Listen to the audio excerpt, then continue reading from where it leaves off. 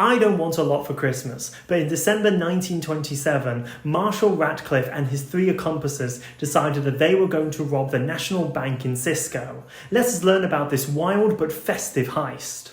Radcliffe was an ex-con and experienced bank robber. When he was released from prison, he decided that he was going to rob his local branch in Cisco. To do this, he employed the help of Robert Hill, Henry Helms, and safecracker Louis Davis.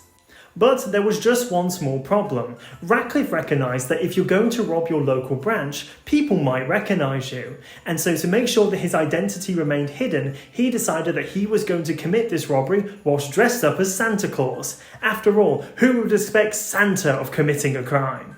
And so, on the 23rd of December 1927, the Christmas heist took place. Radcliffe donned on his red Santa outfit and his fluffy white beard, and he entered the bank with his accomplices. Once they had entered the bank, guns were drawn and the tellers were ordered to start filling sacks with money.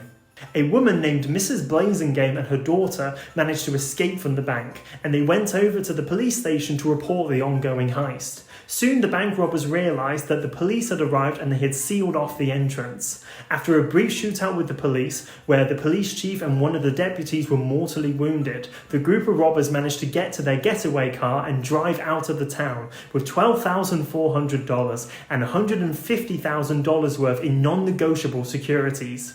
What followed next was the largest ever manhunt in Texas, with police officers and citizens coming out in droves to block off every road junction, forest, canyon and ravine in an attempt to stop the robbers from escaping out of the state.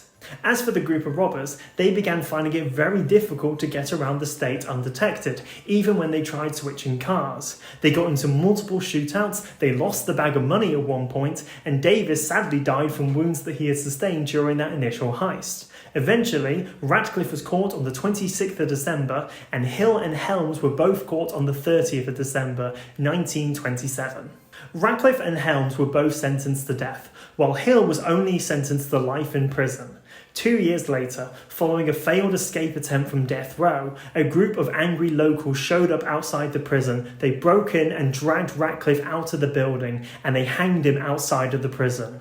Clearly, this was a group of citizens who failed to forget what Radcliffe had done that fateful Christmas time.